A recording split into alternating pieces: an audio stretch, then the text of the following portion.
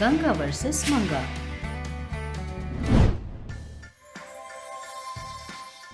एक दिन सूर्यकांतम कैब में घर आ रही थी। वो गर्मियों का मौसम होने के कारण बहुत गर्मी थी। अरे बेटे, बहुत गर्मी लग रही है, थोड़ा एसी ऑन कर दो ना। कार ऐसी खराब हो गई है, अब बुरा मत मानिएगा। ऐसे कैसे चलेगा बेटा, कार में एसी नहीं हो तो आने वाले कस्टमर तुम्हें अच्छी रेटिंग कैसे देंगे बताओ। अब माफ करिए माँ, अब मैं उसे रिपेयर करवा लूंगा। ठीक है, कम से कम इस खिड़की को खोलो, हवा तो आएगी।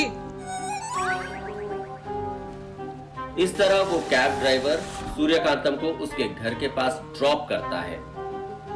अगले दिन वो कैब ड्राइवर सूर्यकांतम के घर आकर बाहर खड़े होकर ऐसा कहता है, अम्मा अम्मा कहकर बुलाता है, जिस पर सूर्यकांतम बाहर आकर, हाँ हाँ बोले बेटे, क्या चाहिए? क्या मैं तुम्हें पैसे देना भूल गई थी?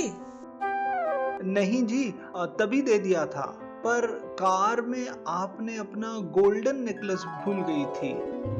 क्या वो तुम्हारे पास है? मैं उसके लिए पूरा घर छान रही थी। बहुत बहुत धन्यवाद बेटा, अंदर चलो बेटे। घर में आकर कैब ड्राइवर उस नेकलेस को सूर्यकांतम को देते हुए ऐसा कहता है, ये लीजिए, अब मैं चलता हूँ। मेरी इतनी मदद की है तुमने, थोड़ा कॉफी पिए बिना कैसे चले जाओगे? हाँ बोलकर किचन में जाकर कॉफी बनाकर लाती है और कैब ड्राइवर को देती है। ये कितना महंगा नेकलेस है, पता है क्या तुम्हें? कितना कीमती है नहीं पता।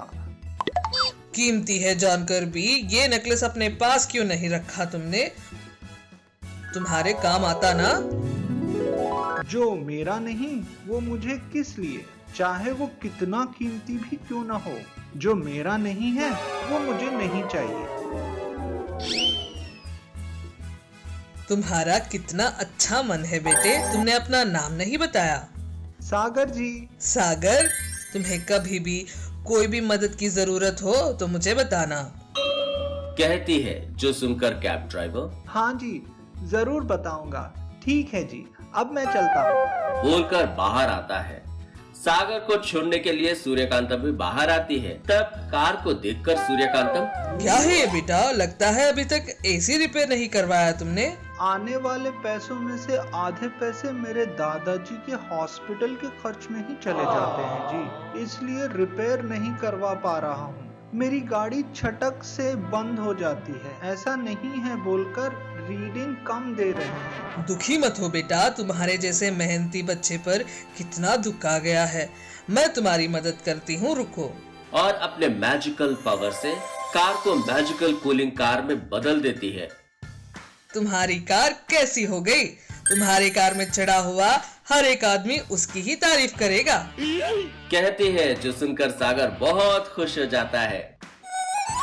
धन्यवाद अम्मा, धन्यवाद बोलकर वहां से चला जाता है। एक हफ्ते के बाद फिर से कैब ड्राइवर सूर्यकांतम के पास आकर, अम्मा अम्मा अम्मा बहुत बहुत धन्यवाद। उस दिन आपका नेकलेस खो गया था ना, उसको लौटाने के प्रतिफल में आपने मुझे मैजिकल कूलिंग कार दिया, जिसके कारण जो भी व्यक्ति मेरी कार में चढ़ा सभी मेरी कार की तारीफ करने लगे। अम्मा, इसमें बैठने पर हिमालय में जैसे लग रहा है, कहते हैं लोग, सब लोग ऐसा कहते हैं। अब उनकी दी हुई रिव्यूज रेटिंग के कारण मेरी कार की सबसे ज्यादा रेटिंग है। वहां खड़ी चंद्रकांतम सुन लेती है। Oh no! तुम्हें छोड़ने पर लगता है मेरे लिए मंदिर बना डालोगे। फिर भी वो मेरी अच्छाई नहीं है, तुम्हारी अच्छाई है। अच्छे से काम करते हुए अपने दादाजी का ख्याल रखो, ठीक है ना? कहती है, जो सुनकर सागर ठीक है बोलकर सूर्यकांतम का आशीर्वाद लेकर वहां से चला जाता है। चंद्रकांतम अपने मन में ऐसा सोचती है, खोई हुई वस्तु को लौटाने पर उससे मैजिकल कूलिंग कार दिया सासू माँ ने। किसी भी तरह मुझे भी कुछ न कुछ करना चाहिए और मुझे भी मैजिकल कूलिंग पाना होगा। बाहर आकर सूर्यकांतम आदमी के रूप में चंद्रकांतम को देखकर, अम्मा, अम्मा। कौन हो बेटा तुम? अपने मन में ऐसा सोचती है। अच्छा हुआ नहीं पहचाना। अब स्टार्ट करते हैं अपना नाटक। कल आप मेरी कार में आई थी अम्मा, तब उसमें आप अपने नेकलेस भूल गई थी। आपको देने के लिए आया हूँ। जो सुनकर सूर्यकांतम, कल तो मैं आपके कार में नहीं आई थी। अच्छे से याद कीजिए अम्मा, आप ही आई थी। ये लीजिए आपका नेकलेस। और नेकलेस सूर्यकांतम को देती है, जो देखकर सूर्यकांतम को शॉक होने लगता है। ये मेरे नेकलेस की तरह नहीं है, मेरी बहू के नेकलेस की तरह है। क्या है? और ऊपर से ये कैब ड्राइवर भी कुछ अलग लग रहा है। क्या है ये? एक बार देखते हैं। मन में सोचकर मैजिक से जो कुछ भी हुआ सब पता कर लेती है। तब उसे पता चलता है कि ये सब चंद्रकांतम मैजिकल कूलिंग कार के लिए कर रही है। बाप रे बहू, उस लड़के ने मेरी खोई हुई नेकलेस को वापस करके मैजिकल कूलिंग कार पाया था। तुम भी मेरी नेकलेस खो गई है बोलकर मेरे पास से मैजिकल कूलिंग कार लेने के लिए आई हो। सोचकर चंद्रकांतम से ऐसा कहती है। हाँ, याद आया है। हाँ, ये मेरा ही नेकलेस है। उस दिन तुम्हारे कार में भूल गई थी, याद आया। तुम्हारा कितना अच्छा मन है बेटा। खो गया सोचा था, मेरा नेकलेस गुम हो गया सोचा था मैंने। मेरा निकले फ्लावर मुझे वापस दिया तुमने। मैं दूसरों की वस्तु पर आशा नहीं रखता जी। बताना भूल गई। आपके कार में और भी कुछ वस्तुएं भूल गई थी, वो भी लेकर आ जाइए। क्या है वो? एक सोने की कमरबंद, एक सोने का मटका और एक बकेट, बड़ी सी अलमारी, एक डबल डोर फ्रिज, ये भी भूल गई थी। जो सुनकर चंद्रकांतम शॉक हो जाती है और गुस्से में अपने असली रूप में आकर, इतने छोटे से कार में ये सब कैसे आएंगे? और वो सब आप मेरी कार में भूल गई? इतने सारे आइटम्स बताओगी तो कहाँ से लाऊंगी मैं? उससे अच्छा है कि मुझे ये कार ही मत दो।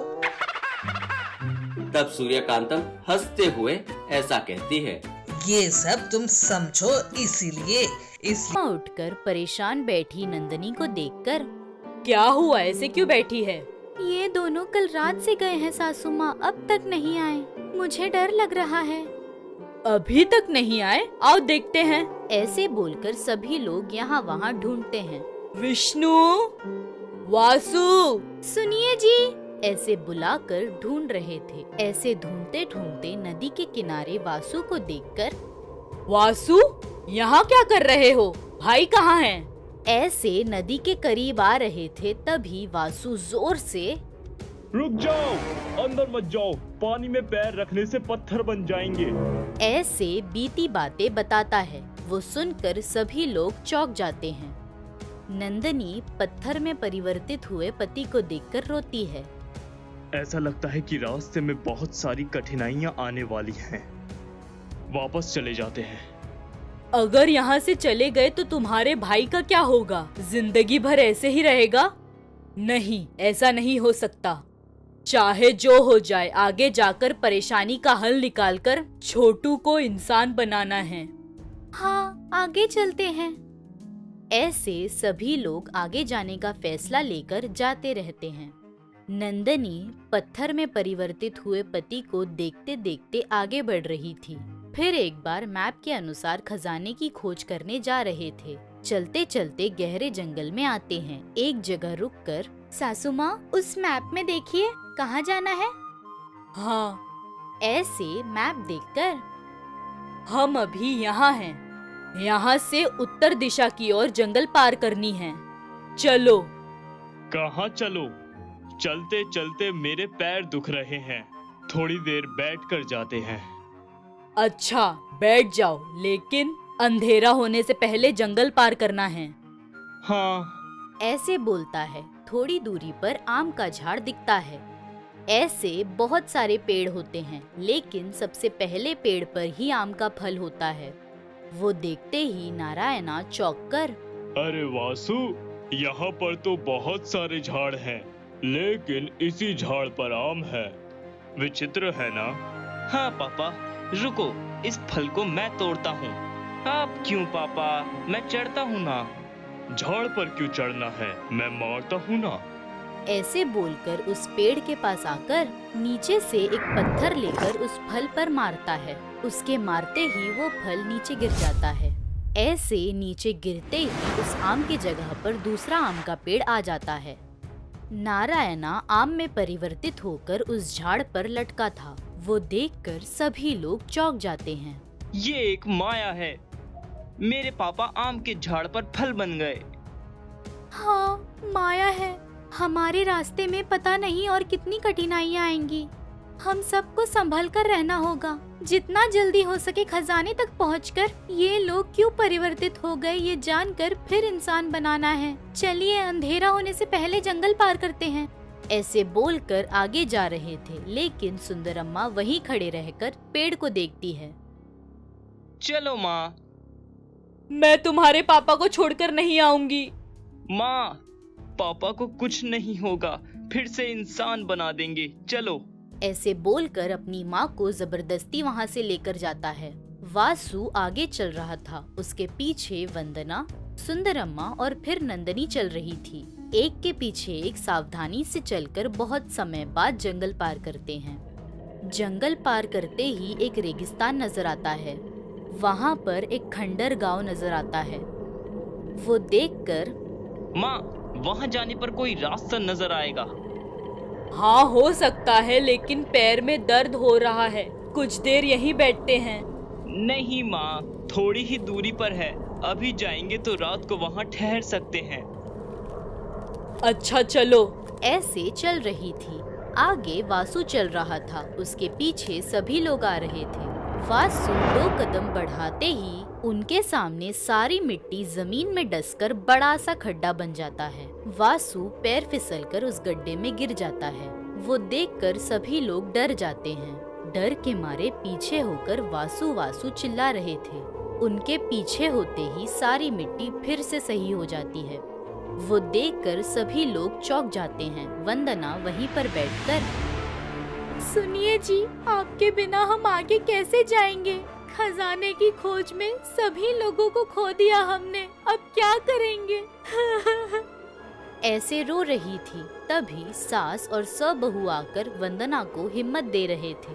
वंदना, पद्म व्यूह में प्रवेश किए हैं। अभिमन्यु की तरह हारना नहीं है। अर्जुन की तरह सारे राज जानकर हमारे लोगों को बचाना है। मुझे विश्वास है हम ही जीतेंगे। कैसे सासू माँ? हमारे सामने बड़ा सा खड्डा है, इसे पार करके उस तरफ कैसे जाना है पता नहीं। इस मैप में भी रास्ता वो खंडर गांव तलक ही है। हम उन तीनों को कैसे बचाएंगे? सारे प्रश्नों का उत्तर समय देगा। इंतजार करते हैं। आज रात यहीं रुककर खड्डे के दूसरी ओर कैसे जाए ये सोचते हैं। ऐसे बोल